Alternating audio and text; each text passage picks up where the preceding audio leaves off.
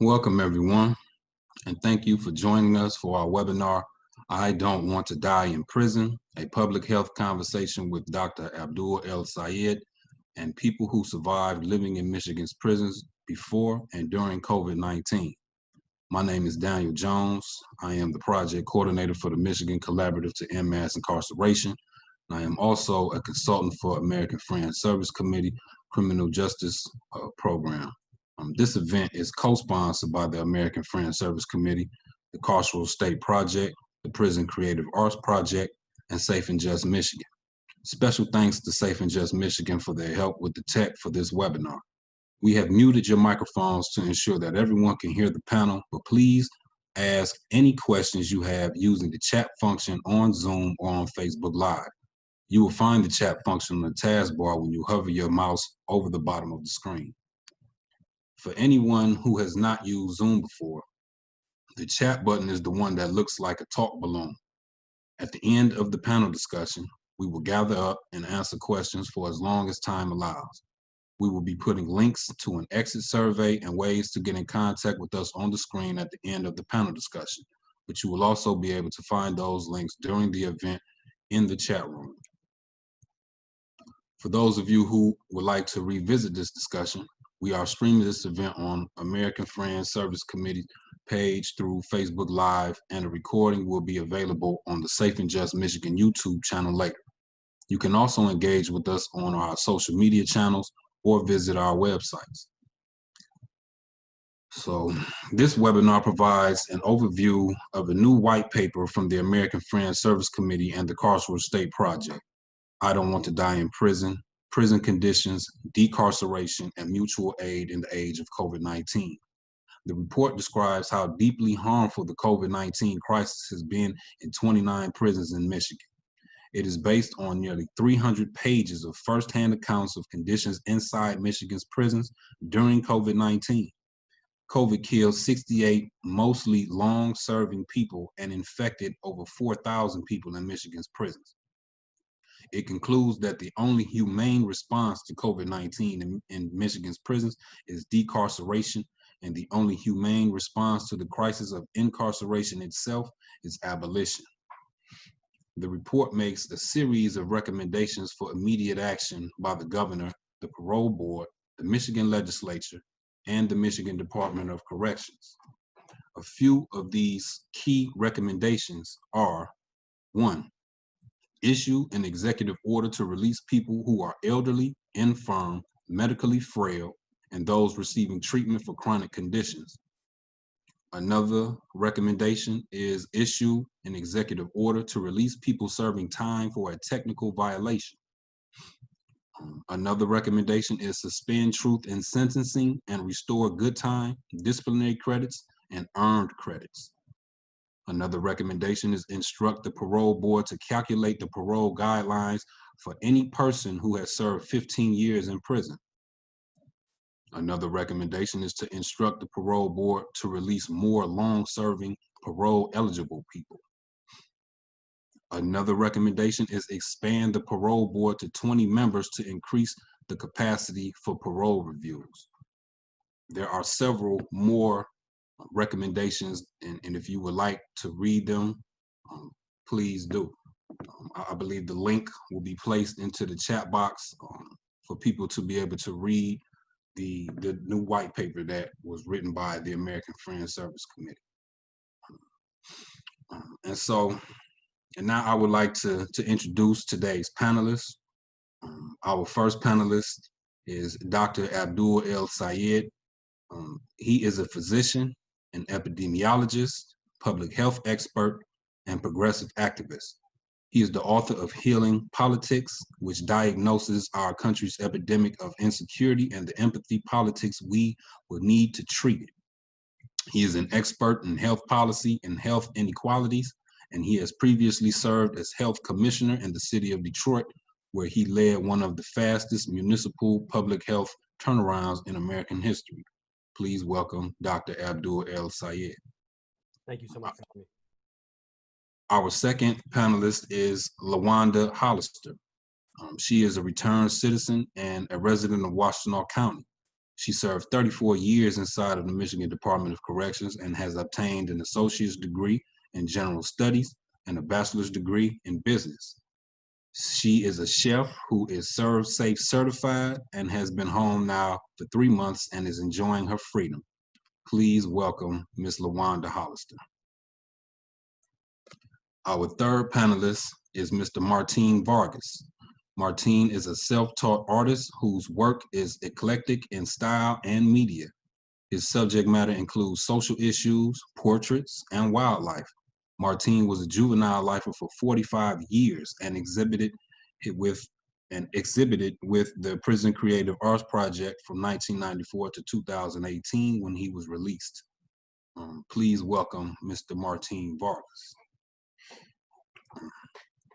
As we go off into our panel discussion, the first question that I would like to ask to our panelists is, what brings you to an event about prison and public health? Starting with you, Dr. Abdul El-Sayed, could you please share with us what brings you into this space? I want to thank all sponsors for hosting such a critical conversation. I'm really grateful to be here today because as someone who believes deeply in our government's responsibility to provide the basic means of a dignified life, public health is one of those things. And the irony when it comes to incarceration is that when our society chooses to incarcerate people, we are decidedly taking on the full breadth of responsibility to care for them.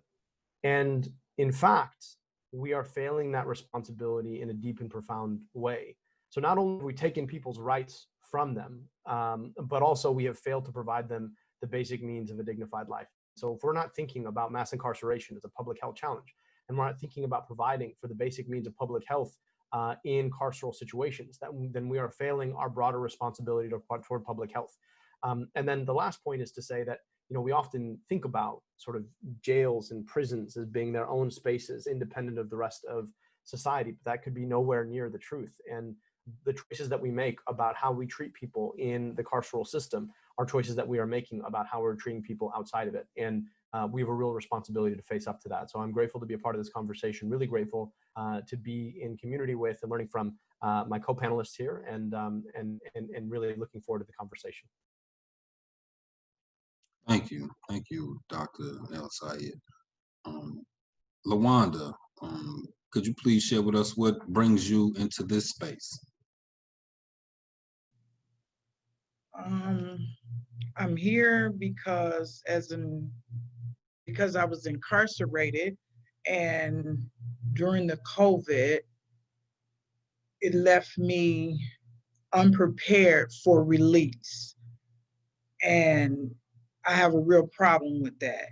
And I would like for the people that are still there and left behind not to experience and go through the things that I went through being released after 34 years. So that's why I chose to accept it, being a part of the panel. Thank you, Lawanda. Thank you. Martin, could you share with us a little bit about why you chose to come into this space?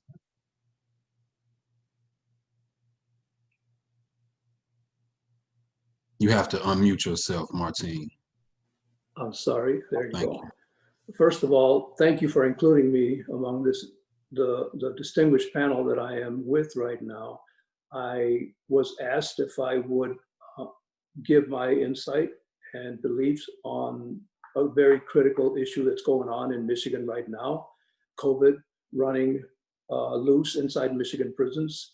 And even though I can't speak on it because I have been home now for close to 3 years, so I wasn't inside there when COVID was running loose, I am honored and grateful for being a part of this particular panel. I feel it's about time that somebody showed real interest in what's going on inside Michigan prisons. Absolutely, and thank you, Martin. Thank all three of you for choosing and willing to be into this space. The next question that I would like to pose to our panelists is, why is prison a particularly dangerous place in the era of COVID-19? And Lawanda, you being someone who was incarcerated during COVID, could you talk to us a little bit about what your experiences were like inside of the women's facility, and what made it particularly difficult for you all during this pandemic? Well, when it first began, it was unknown. No one knew really what it was about. We just knew it was contagious and that it was taking lives. So there was no system in place for such a pandemic. And no one had heard about COVID-19. So everything was chaotic. And preparing to leave prison, having served 34 years, they don't allow you to get the necessary re-entry things that you need until weeks before you are able to leave. And as a long-termer, I simply was not prepared to come back into society because of COVID. And I was not allowed to take any classes or anything before I was released. And people were getting sick, they were dying, they were putting sick people in with the unsick people, and everybody simply became kind of rude because we didn't know what was going on. We don't want to catch it. And all we keep hearing is social distancing. It's impossible to socially distance in prison. It was simply impossible. So they made us some little masks that they made out of our state clothes, and in an area that is supposed to house or accommodate 40 people, you have 100 and some people in there. And you want me to stay away from everybody else, and it's impossible. So they were getting in trouble for not staying in the area that they were supposed to be in. They started that 15-minute on, 15-minute off with the telephones, and that was just absurd. So we couldn't contact our family, and the cleaning system, everything was just simply chaotic. And my point is, from having been in there as a long-termer to being released, my main thing is to let people know that the people that are in prison, if they don't die in there, are going to be released. You don't want someone who has served 20, 30 years living next to you and they don't even know how to light the stove. So because of the COVID, I missed out on these opportunities of, being the training to be released back into society. I'm going to be your neighbor. And these are the things that I was concerned about. I came out, no identification, no birth certificate, and simply I'm just out here trying to learn how to pay bills and do all of this stuff. And I have no idea what I'm doing because I was a long-termer and put to the back burner. And then when COVID came, I wasn't even on the burner. So that was that. I hope that answers your question. It did. Thank you. Thank you for sharing that, Lawanda. Dr. El-Sayed, could you speak to that? Why is prison such a dangerous place to be in the era of COVID-19? Yeah, I want to just first of all offer my frustration with Lawanda, your experience, and I think what you speak to really paints the picture that all of us have to understand, which is that jails and prisons are not places that are designed to keep people distant. They are designed to keep people together. And not only that, but they have been underfunded for so long. Despite the massive expense that they are to our society, they are still underfunded because they are deciding they're intended to maintain the well-being of people. So it costs in Michigan, as of 2017, about $33,000 a year to incarcerate someone. It costs the same to send them to college. And we are making that choice every single day. And for that $33,000, it's not like they get to live a comfortable life, right? You talked about the experience having to have masks made from you from prison clothes. It's not like the bathrooms are independent, so you can go to the bathroom and know that you are protected from other folks. And so these are not places where all of the recommendations that we've made about COVID-19, wash your hands 10 times a day for 20 seconds with warm soapy water, sanitize your hands regularly, wear a mask wherever you go, stay socially distant. You can't do that. And then beyond that, right, the point that Lawanda made is a really good one, is that everybody who is in jail is at some point going to, or prison is going to be out in the community. And so, you know, in the jail circumstance in particular, where people stay on average about 2 weeks, we are literally forcing them into places where they have a higher probability of getting sick and then coming out into the world, right? And so we have to learn from this pandemic that the well-being of all of us is a function of the well-being of those of us who we don't pay enough attention to. We are as exposed to as the most exposed person. We are as vulnerable as a society as the most vulnerable person. And insofar as we have a set of institutions where we systematically put vulnerable people and then keep them vulnerable, you better believe that it's going to hurt everybody, and in particular those most vulnerable to it. So the stories that Lawanda shared are heartbreaking. All of us should be asking why it is that we live in a society where our government, our taxpayer money, goes to supporting a set of institutions that treat people like this, especially in the context of a pandemic. Thank you. Thank you for that. Martine, I would like to pose the same question to you, but would also like to add, what are the most harmful effects of prison on public health beyond the current crisis of COVID-19? Okay, I'll try to answer both of those questions. First of all, I agree with the previous speaker who just said that we should learn from, in so many words, the past. In 1980, in the mid 80s, 1986, 87, whenever it took place, there was HIV and AIDS. The same thing ran rampant inside prisons. Everybody was afraid. Nobody knew anything about what was going on inside there, why people were being isolated, what the effects, what the symptoms were. There was a lot of fear going on.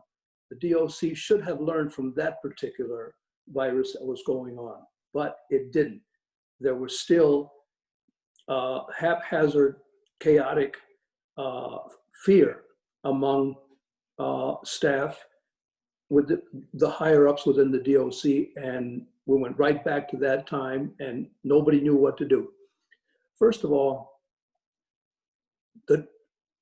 the reason why prisons are a dangerous place is because there really is no connection to humanity, to loved ones on the outside. When you're inside and this virus, a virus that's pandemic, is going on, right now, everybody is witnessing COVID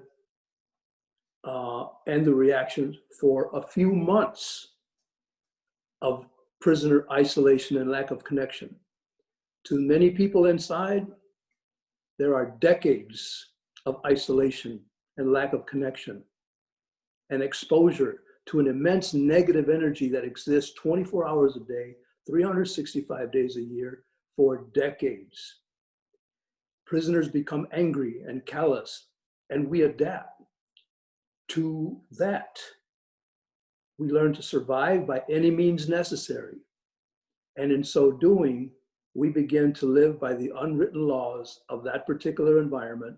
And again, in so doing, we resent laws and principles that are necessary for the good survival out here. And for the survival and living well out here, we learn to resent these laws and principles that we should live by in here. Although most prisoners do find ways to keep from falling victim to that negative energy, COVID has added yet another weak link to that chain of success that we are always trying desperately to cling to. Now there's mass confusion. It's not just the prisoners who are confused. It's also staff within the Department of Corrections.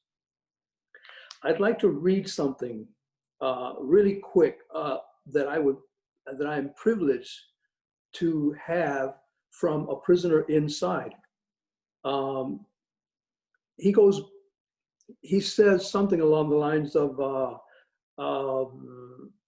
three of the main questions that I have is go back to change the life law to include the long and determinate sentences, which everybody in this panel is in fact agreeing with.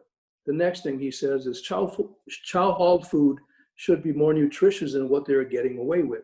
The lack of quality food is why they had to give so many of us vitamins when all of this went down.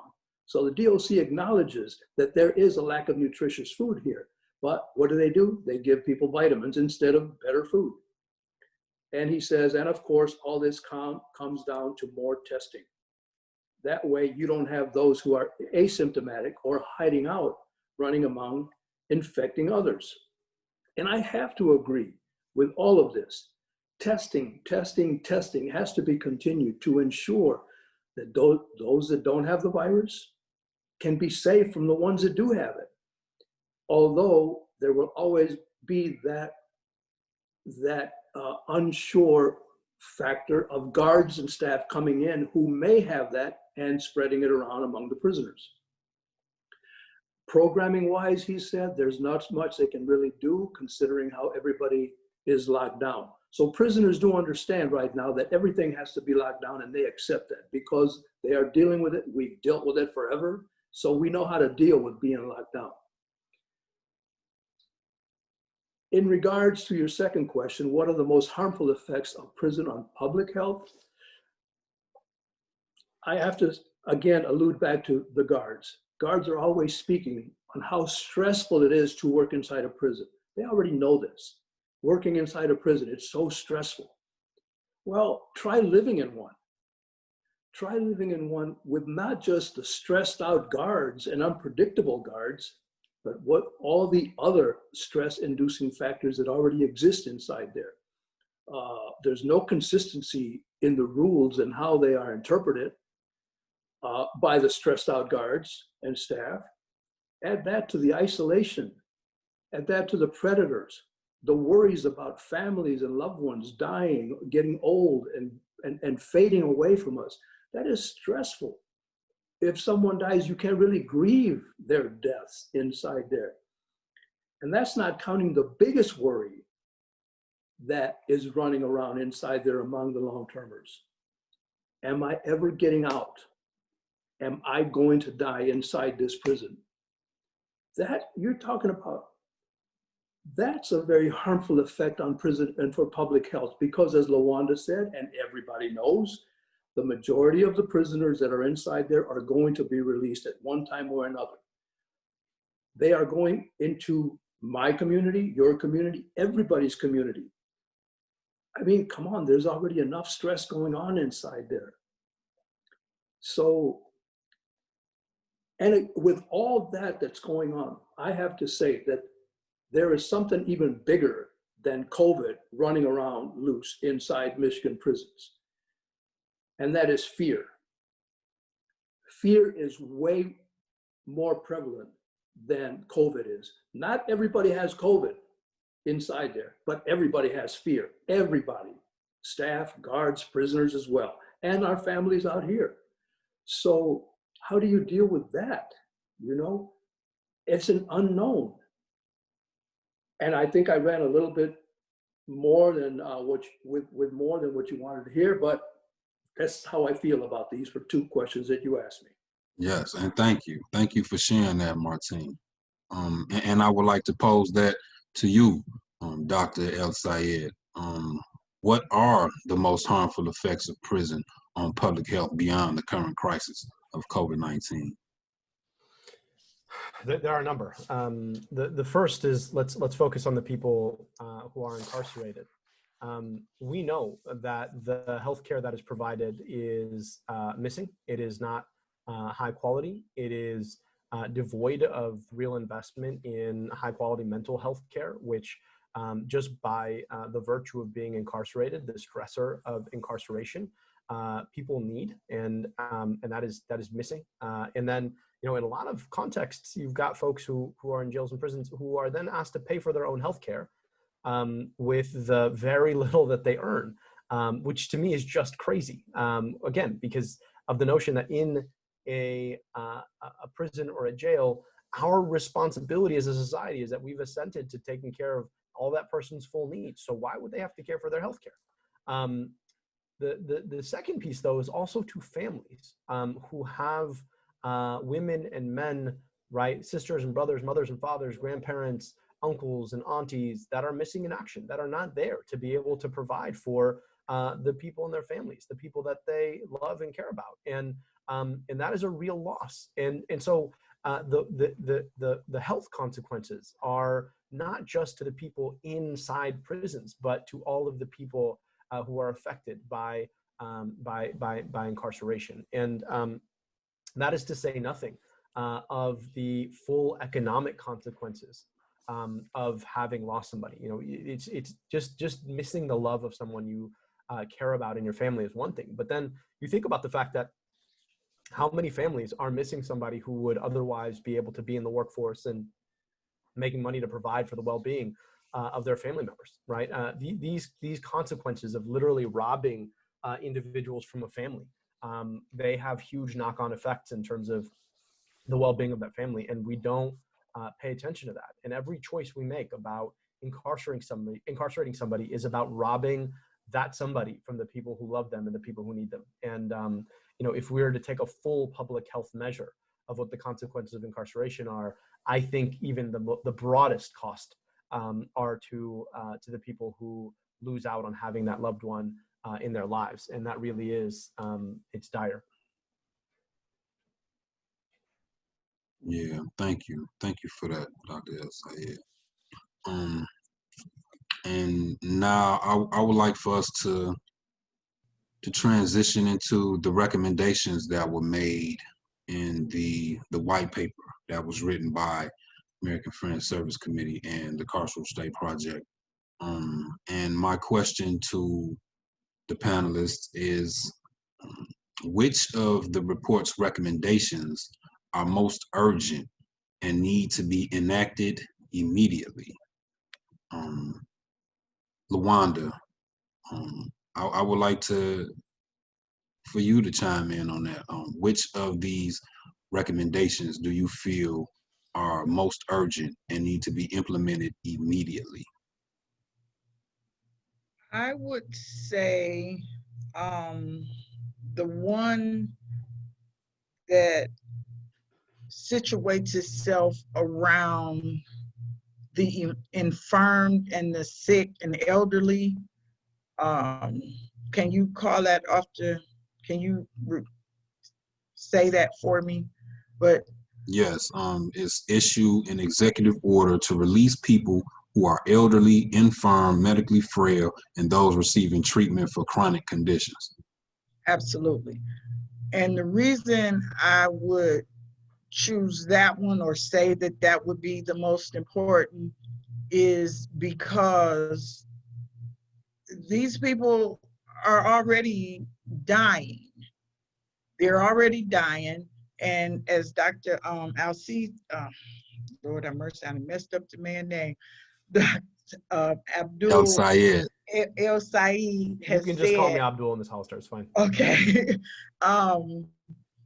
they're forced to pay part, not all, but part of their medical, and they simply don't have that money.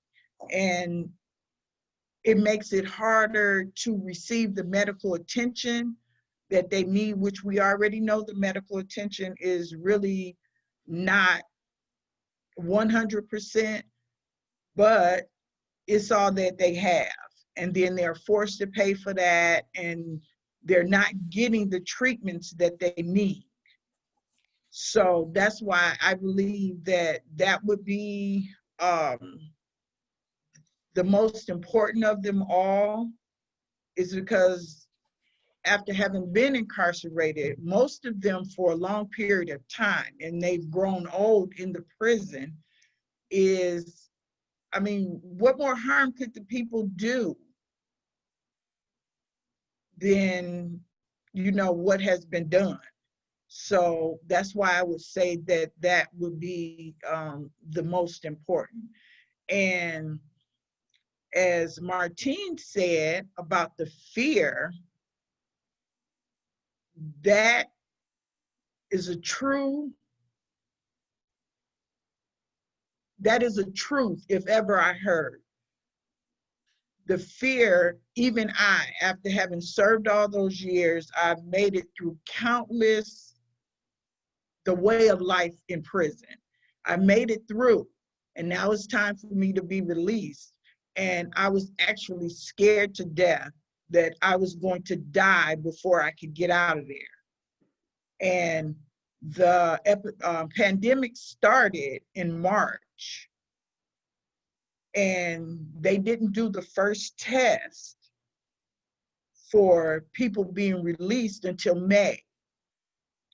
And I was one of the group of 8. 3 of the 8 tested positive, and they had to stay. And had that been me after 34 years, that's everyone's fear. That's everyone's fear. One of those people out of the 3 are still there because they tested positive and they're sick. And of course, we don't want to release these people into society, but I mean, something else could be done so that these things don't have to happen. So the people that are already sick and ill and infirm, I believe that they should be considered first. Thank you, Lawanda. Same question to you, Dr. El-Sayed. Which of the report's recommendations are most urgent and need to be enacted immediately? Well, I agree with Mr.'s point about the critical ability to send home the infirm and the elderly, because again, you know, when we're talking about society's most vulnerable people, the fact that they have to have their healthcare behind a paywall to be able to get healthcare at all in the middle of a pandemic is a catastrophe. But I would also say that decarceration generally is really, really critical here. There are so many ways that society has failed to deal with real problems and has used policing and jails as a stopgap for all of these failures. And this pandemic has shown us what a folly that is. You know, in a circumstance, or in Chicago at one point in the pandemic, the Cook County Jail was the single biggest spreader of COVID-19 in all of Chicagoland. And that speaks to the idea that, you know, maybe it's not a great idea to pack a bunch of people together in a small place who don't actually have to be there because they're being released in a week or 2 weeks during a pandemic. But maybe it's not a good idea to do that at any time, because you know, we've got policies like money bail, which basically force people into jail because they're poor. And beyond that, right, the broader question of how many people are left languishing in prison facilities who don't need to be there, and who are there as a function of some of the other aspects of the report that you raised, truth in sentencing laws, and in policies that take away the ability to shorten someone's sentence and take them home. We've got to think about all of them systematically, but any and all efforts to get people out of jails and prisons and to keep people out of jails and prisons is policy that we need to be investing in, particularly right now.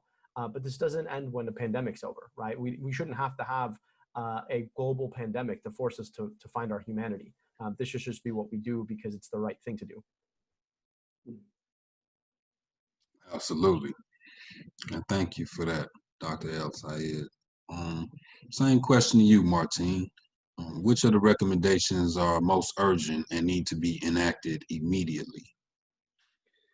Well, it seems that everybody's touching on the elderly, and I, even though I kind of agree, I have to kind of, say not really. Well, first of all, I like to say that AFSC has always been compassionate to the needs and struggles of the less fortunate based on its principles. And I believe that that's why we are here right now, because of our principles. And the report just rightly points out that the elderly and the infirmed are probably the best people to consider for release, because they are the ones with the best, the recidivism rate, the lowest recidivism rate. But even though the elderly and the infirmed are the ones that are most in need in there, a lot of, and I'm not saying to try to stop getting anybody out, especially that particular target group. But my thing is, all of these people in there have, if they have served decades inside there, they have grown accustomed and are familiar with that environment. Is it humane to release them and put them out here in a world that they are not familiar with because of their being gone for so long? A lot of these people have no home to come home to, like we associate home to be. They have little, if any, money. They have no transportation, and they are definitely not going to get a job right about now. Is that in fact what we want to do with them? I mean, release, yes, but what are you going to release them to? Is that humane to throw them out here? And I'm just saying throw because that's the way I'm looking at it. You put people out here that are in their 50s or 60s and their 70s. They are not going to get a job out here. When the 20-year-olds and 30-year-olds are finding it difficult to get jobs out here right now. That's not fair. But having said that,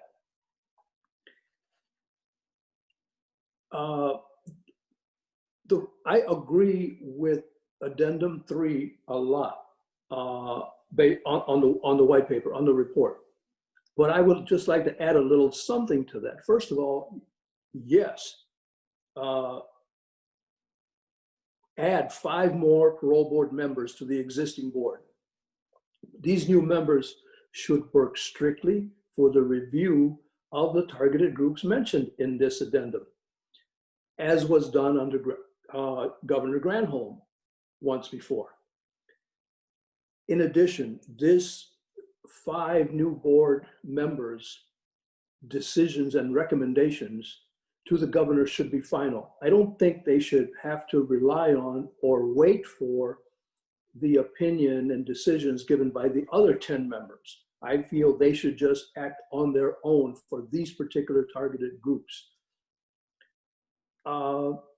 In addition, and under the recommended categories for commutation consideration section of this addendum, and for those of you who may not have read it, it says in part, review all people serving life without the possibility of parole who were 17 or under at the time of their crime, and so on and so on. Review all the people sentenced at age 17 or under who are serving long indeterminate sentences and have served 20 years or more. Review all the women serving life sentences and LID, parolable and non-parolable, and so forth, review all of the 807 parolable lifers who have served 20 or more years. And yes, review is great, and I encourage that, but I would have to say that you have to add something to that. You can't just say review. I have experienced countless reviews, as have many other long indeterminate people serving LIDs, parolable lifers, non-parolable lifers, and people that have done a lot of time. We go through a lot of reviews, and those reviews mean nothing because they are tucked away in a file cabinet somewhere, and then we have to wait another 5 years before we are reviewed again. So yes, I agree with these, but add a little something to that and say review and give specific reasons why these targeted groups should not be released. Give the reasons. Don't just review, because reviews mean nothing. They really don't mean nothing. They waste time, they waste money, and they don't do anything with them. So ask for specific reasons. And don't rely on the blanket reasons that the DOC is so good at giving out. Like, for example, based on the nature of the crime. What kind of a reason is that to deny somebody based on the nature of the crime? It was a horrible crime. Well, yeah, if you're talking about LIDs, parolable lifers, and lifers, they're going to be horrible crimes. All three of those categories, all of them are going to be horrible crimes. But each crime is different for each particular person. So be specific in your reasons why you are denying these people. Don't rely on just a review, and don't rely on just blanket responses or blanket denials. To that point, and it's going to add a little something, releasing more prisoners are going to close prisons. It's inevitable, and that's great. Yes, decarcerate. But these same prisons that are going to be empty, for lack of a better word right now, and hopefully, should be modified and repurposed. They should be opened up for the specific needs people, not labeled and not run like prisons and not funded by the DOC. People who commit property crimes can be sent to a facility, for example, that will provide educational and skills trades that when they go out of that and do their time, they have trades, they have an education, which we should all have and encourage. As Dr. El-Sayed said, education, it costs, or it may have been you, I'm sorry, I'm getting you two mixed up right now for some reason. It costs as much to incarcerate someone for life as it does to send them to college. I mean, come on, there's a very, very good, send them to college. You give them education, give them skills. Have the substance abusers, people who abuse substances, people who are chronically ill and mentally ill, send them to facilities for treatment, real facilities with real therapists, real doctors, real treatment. Not to prison to walk around and go to Medlines 3 times a day to get pills to keep them sedated and not do anything else. That's not right.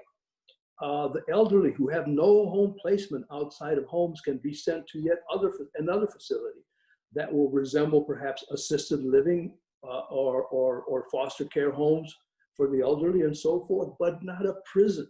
Don't keep them in prison. Send them somewhere where they can pass the remaining years of their life with dignity out here in the streets. But don't just release them to nothing. That's just not right. Thank you for that, Martin. Thank you for that. And I know that Dr. El-Sayed, you have a hard stop at 5 o'clock. So I want to pose our last question to the panelists. What practices, institutions, or values do we need to enact or create in order to protect our collective well-being and safety?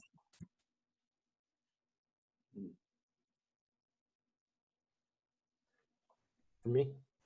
Yes, yes, sir. Okay, sorry about that. Look, I want to reflect on just this moment, stepping back. We have seen unprecedented uprisings in the face of police brutality and mass incarceration, and you know, surveys suggest that about 10% of Americans hit the streets in a Black Lives Matter protest. That's unprecedented. The question is, how do we harness this moment in this movement to create real change? Because from where I sit, I don't see politicians listening the way that I believe that they need to. And there is a bigger conversation here, because it's not just the depth of penetrating into the system of policing and the system of incarceration, but it's also the breadth to appreciate that when that police officer put his knee on the neck of another man for 8 minutes and 46 seconds, we got to remember that that police officer was sworn to protect the public safety. Now, this word public is a really important one, because not just that he didn't include George Floyd in what he thought of as the public. It's that he actively thought of George Floyd as something from which he needed to keep the public safe. But it's not just public safety that has excluded Black folks. It's also public health. We've got a COVID-19 pandemic that has spread 2.5 times as fast, or to 2.5 times as many per capita Black Americans and Latinx Americans versus white Americans, taken 2.5 times as many Black and brown lives than it has white lives. And so we see that Black and brown Americans aren't included in public health either. You go to Flint and ask them if Black folks feel included in public utilities, right? Something as simple as water. Poison 9,000 kids and 100,000 people.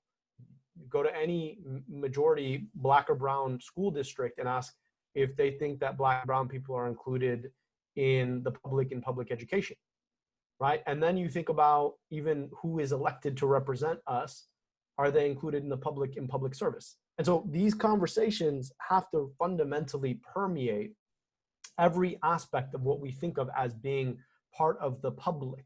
And I think when we do that, if and when we are willing to ask ourselves about whether or not we are willing to include everybody in that public, and then force our policies and our enforcement mechanisms to meet the responsibility of truly including everybody in the public, I think at that point we will start to rethink the way we police, the system of mass incarceration, the system of public education, the system of public utilities, the system of public health, all of these things that have excluded and been designed to exclude certain groups of people for a very long time. And when we do that, I think we will start to see the kinds of practices and the kinds of reforms that will solve this problem and all of the other problems that create it. Because the last thing we have to remember is that jails and policing in America are like the duct tape that people bring out to fix all the other broken systems, right? And so if we're serious about fixing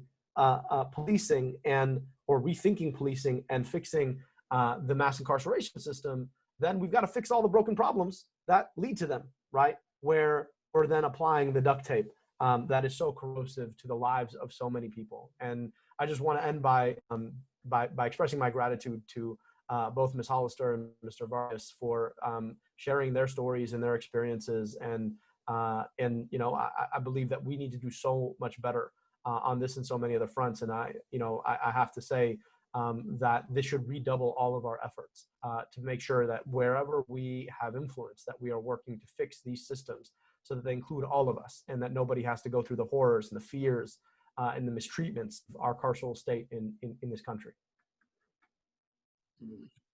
Thank you for that, Dr. El-Sayed. I'm aware that you definitely have a hard stop, but I'm hoping that maybe you could stay a couple minutes longer, because we do have quite a few questions. And I would like to pose one that is addressed to you, in case you do have to leave at 5. And the question is, what can we as everyday citizens do to support the recommendations of the report beyond writing and calling the governor?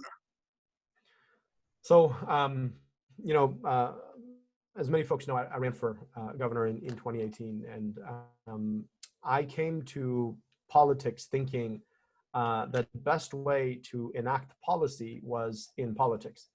I still, obviously, politics is critical to enacting policy, but what I've come to appreciate is actually that politicians don't make policy, culture makes policy. Politicians are there to just translate the culture into policy. And so moving the public conversation, especially in a time like this, I think is really important. So, you know, the fact that we're having this conversation, there are 70 folks watching here on Zoom and, you know, however many on Facebook, that's really important. But using our platforms and building the public conversation is really important too. So whether it's, you know, making a video for your social media, just talking about this issue, or writing an op-ed in the local paper, or having a conversation with your grandparents, right? All of these things matter in terms of moving the public conversation and recruiting a group of people to demand the kind of change that's demanding from the governor's office. Now, of course, you got to keep calling and you got to keep reaching out to them. You've got to force the issue, but don't forget your power as a culture maker and who's watching. And then the last thing I'll say on this front, this is a really challenging time because I think it's challenged a lot of people's hope. And the last thing I'll just say is that one has to stay hopeful. And I'm not saying the kind of hope that's born out of some naive sense of the future, but in a grounded sense of the past and a recognition that the only way that the present and the future don't replicate that past is because good people stand up to make sure it doesn't. And if there is something that I have hope in, it's that good people are standing up to make sure it doesn't. And so, you know, we've got to join our voices together and we've got to find hope in one another. And we've got to keep driving the conversation forward. Right. Thank you. Thank you for that, Dr. El-Sayed. I would also like to pose that same question to our panelists. And then we have probably like 5 minutes before we can go into our question and answer. So I would like to hear from you first, Martin, but if you could keep it to like a minute and a half, maybe 2 minutes to allow Lawanda a brief moment to respond. Thank you. But the question to you, Martin, is what practices or institutions or values do we need to create or enact in order to protect our collective well-being and safety? Values, I would say empathy, compassion, and understanding, not just to the prisoners though, but to the general public and to the victims as well. Because as Dr. El-Sayed says, the public is very much involved here and we should include everybody, not just people that agree with us. We should include people that disagree with us. Implementing activities like the ones PCAP has done with creative writing program, with the art lessons inside that people are signing up for right now, letter writing campaigns perhaps, from anyone in the general public that wants to participate, because there is so much loneliness inside there right now and isolation. We should include those prisoners in reaching out to them and include them and let them know that somebody cares out here. And challenges as well. Challenge the prisoners inside to create something that they want us to do out here for them. The dangers to the public is that I believe Dr. El-Sayed spoke about politics. The politics of it all is that prosecutors, judges, and sheriffs are locally elected officials. Some of them don't want to give up their power, and we know that. They have, I mean, we need to, as Dr. El-Sayed said, create good legislation because of our cultures. So voting, that's one of the biggest things that everyone out here can do this year to eliminate not just the threats of COVID, but to the threats of mass incarceration. If we really want to do something, we should vote for good, progressive thinking people and elect these people into the offices. I kept it as short as I could. And thank you. Thank you for that. Thank you so much for that, Martin. Well said, by the way. And Lawanda, you spoke earlier about how difficult it was for you coming home due to a lack of preparation on the MDOC's behalf. So the question is the same, but I would like for you to focus specifically on like reentry and things of that nature in regards to what practices, institutions, or values do we need to enact or create in order to protect our collective well-being and safety.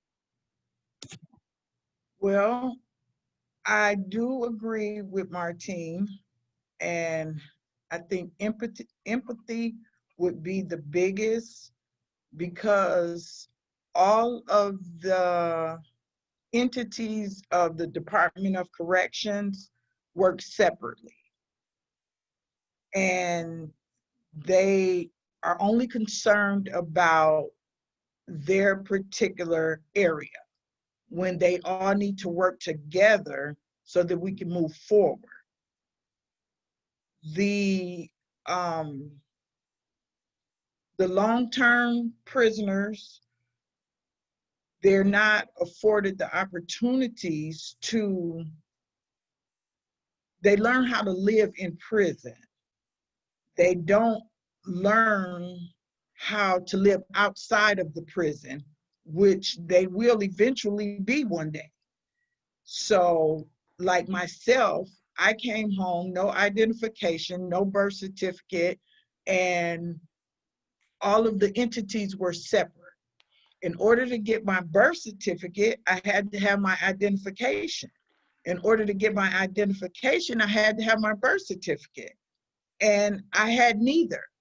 So these things need to try to work together so that we can move forward. That's the only way that we can overcome these things. And I only received my identification because it was mandatory that I voted. And the people got behind me and helped me move forward to get the identification so that I could vote. So those are the things that I believe are important, that the people that are serving life and long indeterminate, they need to be programmed, or they need to be able to participate in things that eventually they're going to need. They want to give you these things in the last few weeks, and then, like with myself, a pandemic happened. And so I wasn't able to receive those things. And I feel like that's part of the reentry issue, is that, in my opinion, the lifers and long indeterminate sentence people, they run the prison. They're the ones training the other people. They're doing the cooking and et cetera, so on and so forth. That's running the prison. And they're not being able to be trained to move forward. Thank you. Thank you, Lawanda. You're welcome. Thank you, Martine. Thank you to Dr. Abdul El-Sayed, who had to leave at 5 o'clock. Thank you to all of our panelists for participating in today's webinar. And now we would like to go off into our question and answer segment. Because Dr. El-Sayed has left, these questions will be for you, Martine, and for you, Lawanda. So our first question is, how is the crisis impacting employment of the incarcerated, and therefore the ability to afford co-pays, food, etc.? Lawanda or Martine, if either of you would like to take a shot at that. Well, because they're not allowed to work, which they call details, which they don't have any details because the prison is locked down. The prisons are locked down. So they're not allowed to work. So therefore they have no income, and they're not getting any stimulus or anything like that in there. And then the family on the outside, they're not working, so they can't afford to send money. So therefore they have no ability to be able to afford the things which they were already only getting sporadically. They really have no ability to get those things now at all. I have to agree with Lawanda. For the people that are fortunate to have somebody out here to give them a few dollars here and there when they can, it means a lot. And to go to healthcare and give up $5 every time you go to healthcare for copay, I mean, that's taken away the few dollars that they're getting from the families out here. Absolutely. And not everybody is fortunate to do that. But I'll give you one incident about money, involving money and stuff. This guy had COVID symptoms, and all his friends were telling him, go to healthcare, go check in, go tell them what your symptoms are. And the guy was determined that he was not going to tell anybody until he received his store. Store day is, you know, it differs among the prisons, but store day means you get the store that you ordered a week or so in the past, and now here come your goods. Well, before store day came along, because he did have COVID virus, the man died. I mean, come on. How does money impact? I mean, you die for a few dollars worth of Zuzus and Wham Whams, ramen noodles, you know, and coffee, because you're afraid that somebody's going to take your store goods, or you're not going to receive them until 4 weeks from now. It's hard to talk about that one. Absolutely. Yeah, and thank you both for answering the question. Another question is, what are some steps that we can take to address the epidemic of fear in prison and among families with incarcerated loved ones?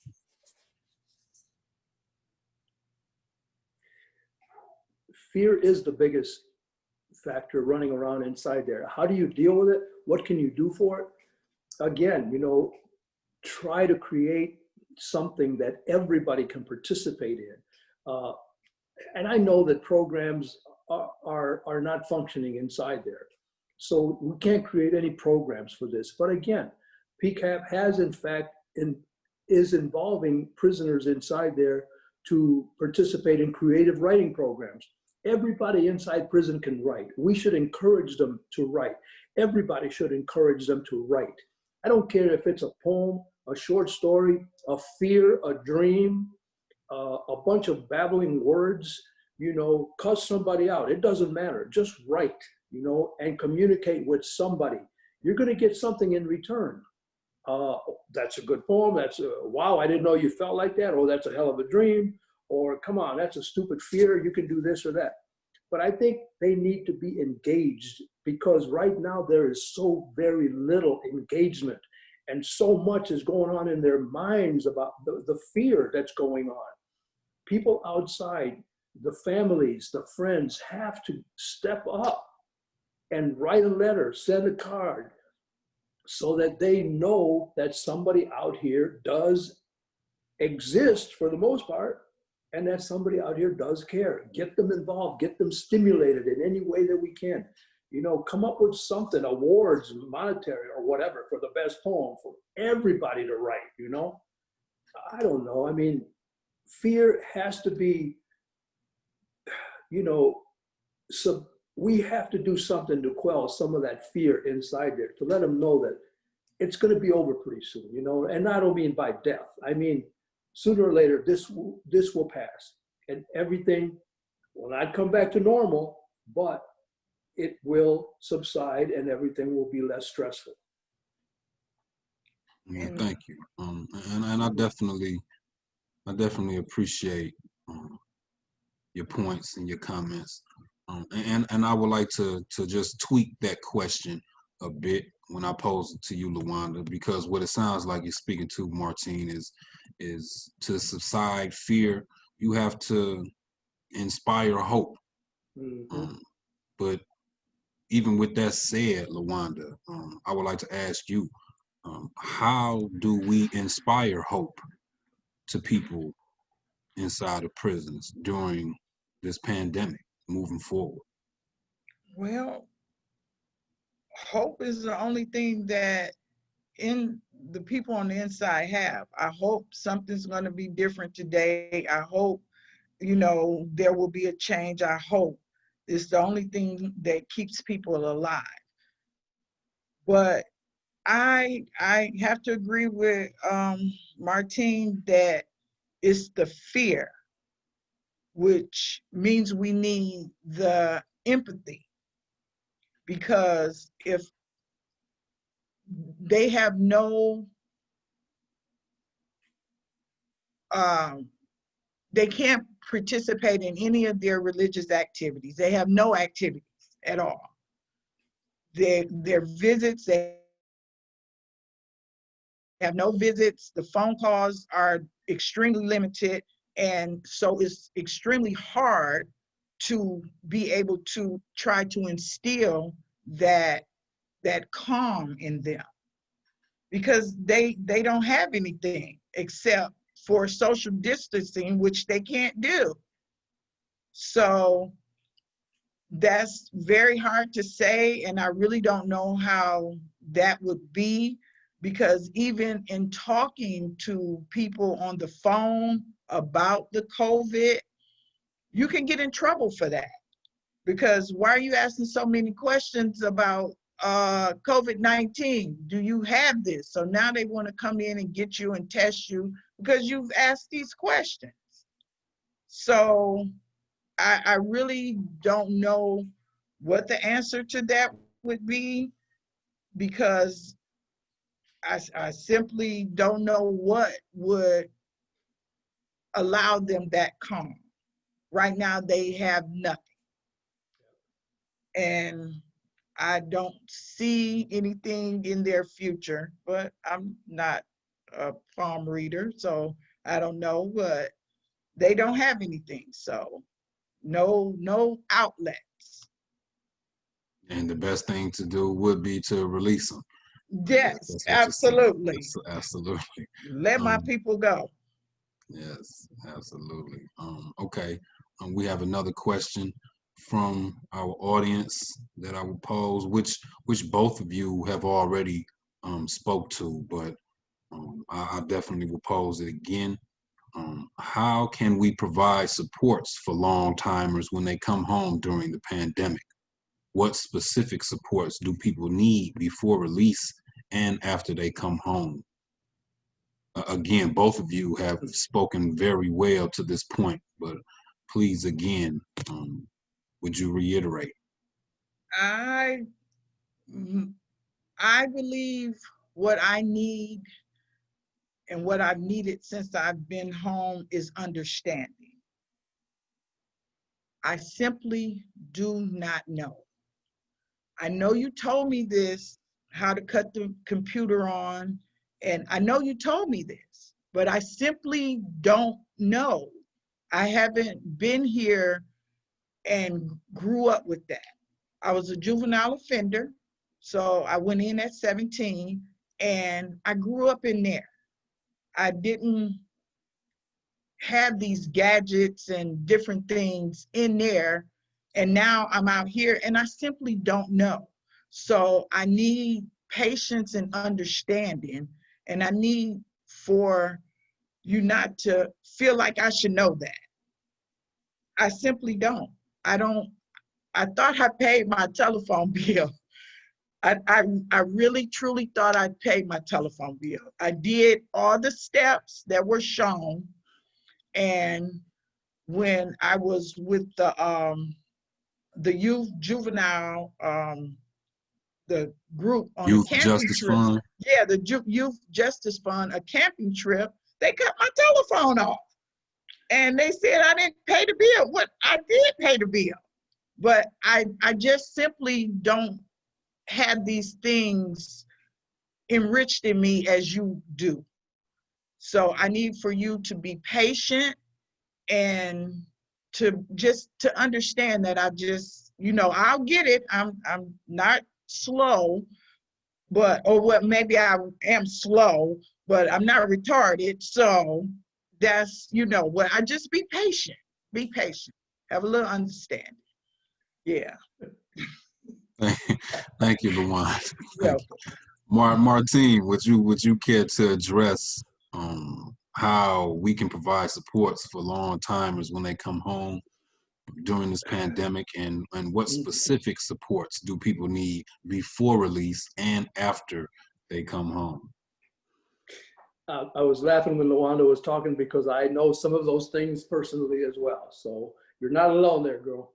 But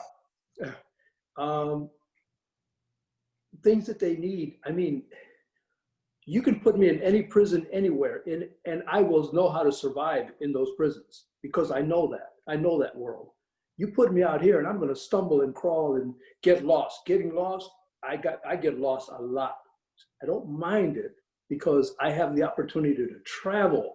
So I don't mind getting lost. I'll find my way back. It's a journey. It's fun. But what do you prepare? What do you give them to prepare? Let them know that what they think is going to happen is not. There are so many other factors that are going to take place. There are so many other things that are going to take place.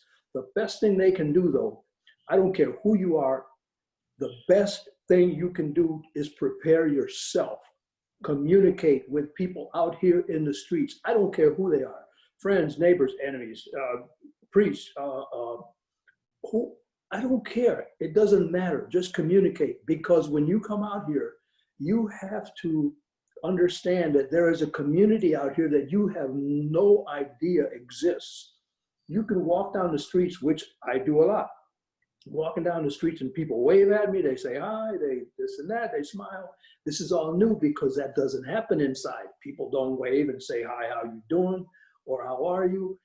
It is an amazing trip to get into and to get used to, because you don't expect people to welcome you with open arms and treat you like a normal human being, which we are not in that abnormal environment of prison. We get so adjusted and accustomed to that coming out here and doing normal things that you and everybody else does, they're not normal to us, as Lawanda alluded to. Going in the kitchen and grabbing a knife, to cut slice some bread with, or cut some tomatoes with, in prison, you can't even look at a knife, much less hold one and use it for whatever. So there's a lot of things that you have to get used to. But in prepare yourself intellectually, prepare yourself through communicate with people, connect with people, because that is going to be the most important thing to do, to be able to speak to strangers and tell them, first of all, hey, look, I was recently released from prison. If that's going to bother you, then we won't talk. But you have to be willing to say this, be upfront, be truthful, be honest, and people will accept you with open arms, because that has been my experience. Yes, like Lawanda said, the phone bill. You have to get in your head, make lists if you have to, of things that you will probably have to have out here. Phones, electronic, technological assistance, housing assistance, all things that you are not familiar with if you didn't experience them, if you did not experience them when you were in the streets. Because like Lawanda, I was 17 years old too when I went in. If you're a teenager when you go in and you come out in your 40s, 50s, and 60s, you're going to have to learn that you are not a teenager anymore, and you're going to have to learn so many things that you have not experienced because you were in prison. Yes. God, I wish I could know the real answer to that question. I think the answers that you both gave will suffice, and we appreciate your feedback and responses. We have, I believe, time for maybe one, maybe two more questions. I will ask this one to you both. And the question is, so often the mainstream meaning of public health generally only applies to people on the outside. How do we change that definition in the public narrative? Ooh. I don't think I understand that. Yeah. I think the question speaks to how, as Dr. Abdul El-Sayed spoke to, when the officer had his knee on George Floyd's neck for 8 minutes, over 8 minutes, his job was to protect the public, but in a sense, what he did was look at George Floyd as a threat to the public, because he was perhaps Black. So the question is, like, how do we change that narrative in the public eye to include people who are currently incarcerated as well as formerly incarcerated when we are addressing public health? So how do we incorporate people who are currently and formerly incarcerated into the public health conversation? How do we change that narrative? I would say socialization, because they try so hard to set us apart from society that they don't realize that they're there to help us move forward and to be able to survive in society. And because that socialization is not there, then we come out and we can't socialize. Just like Martin said, it's hard for us to reintegrate into society because we don't have that socialization. We don't have those skills. And I know that this is maybe a little offbeat, but when he said people are speaking to him, et cetera, so on and so forth, I'm walking up the street and I have people to wave and speak and stop. And I had to ask my friend, do they think I'm prostituting? Why is all these people? I mean, so what is going on? But I don't have those skills that normal people that they have. So someone speaks to me and I think that, they think I'm prostitute. So we have to try to get people out of that so that I can freely speak in return, and we be as one instead of separate entities. That's the only thing I can see is socialization. They have all the prisoners set aside. They never want them to talk to the guests or the visitors or anybody. And these are the things that they need. I have to agree with that, Lawanda. I mean, social skills is something that, because I used to fear, one of my fears was that I was socially stunted. I don't know how to communicate with people out here, doctors, nurses, policemen, whoever, neighbors, but I had to learn how to do that. I wanted to learn how to do that. I wanted to talk to the woman walking her dog down the street, or the man. I had to go and borrow something from a neighbor's house or something to help me do some work around the house. But I had to go out and I had to learn. I had to realize that, I'm just another person out here to them. They don't know I'm a prisoner. Social skills are probably the most important thing that we need to learn inside, that nobody teaches us. Because as you said, we can't talk to guards like they're human, or they can't talk to us like we're human, because then there would be that, what do you call that? What's that term you can get a ticket for? Familiarity. Yes, Over-familiarity. over familiarity, exactly. You can't say, hello, how are you? How have you been? How, you know, how's your family? How's your dog? Whatever. Oh, you're getting overly familiar, and you get a write-up, and then that goes against you when you go see the parole board. That's stunting social growth. When you come in prison as a 17-year-old, as a 20-year-old, whatever, 21, 22, and you are told that you can't talk to a guard, well, you're going to learn to not talk to anybody except prisoners. And I mean, that does not work. We have to be able to communicate, as we're doing now, with anybody and everybody, or else we'll come out being suspicious of everybody and anybody. And you know, I don't know. Personally, I like people. I don't mind going outside and kicking it with whoever it is. If they look me in the eye, I'm talking. If they don't look at me in the eye, then they don't want to talk. So I leave, just keep on stepping. But in regards to the medical profession, the healthcare, we have to be able to communicate our health issues.